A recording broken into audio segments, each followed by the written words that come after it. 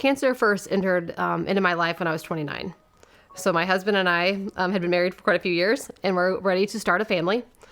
We thought we were pregnant. We then immediately were told that we were having a miscarriage. And then within the next day, I learned this wasn't it. It was actually cancer. I immediately started chemotherapy. However, after the 6-month period, I was cancer-free. And then at year 10, I was at my oncology appointment. And while I was there, I told the doc that over the weekend, I had felt a lump. And I told him, I don't think it's anything because it was up high. It was nothing that even concerned me or even had in my head that something was wrong. Doctor said, hey, you're here. I'll go ahead and see if I can feel anything.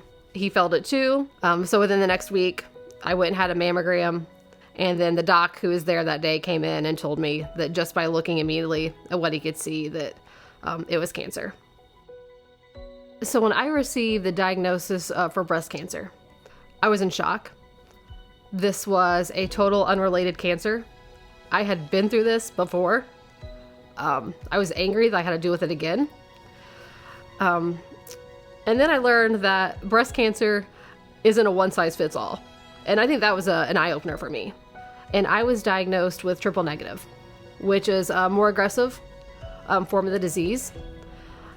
And it affects a lot fewer of us. So there aren't as many treatments that are geared specifically for that type of cancer. So my initial research, when I was doing my own research, wasn't very positive. And it was pretty hard to swallow.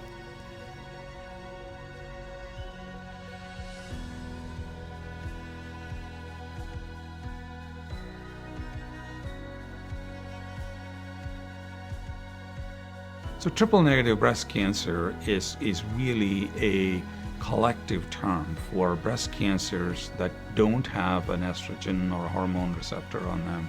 But what that really includes is cancer mutations of multiple kinds. So some people have estimated there may be as many as 400 different mutations that could lead to what we call triple negative breast cancer.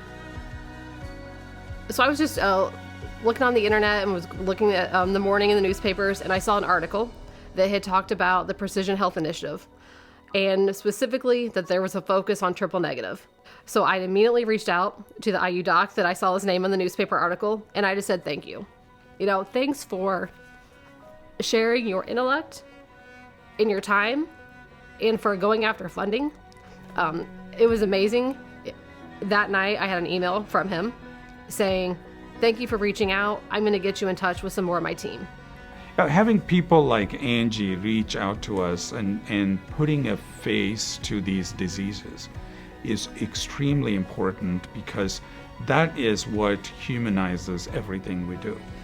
They provide us the motivation to defeat these diseases. The initiative is important. I want to be a mom to my boys. I want to watch my boys grow up. And I want others to have that opportunity to do that as well. So to see that this is happening and to know that there is hope and that things are continuing to progress, that it gives folks that have a pretty scary diagnosis a good chance and a positive chance. And I think it's going to help people, empower them to want to maybe fight harder and stronger, and allows me to be there for my family. And that's the most important to me.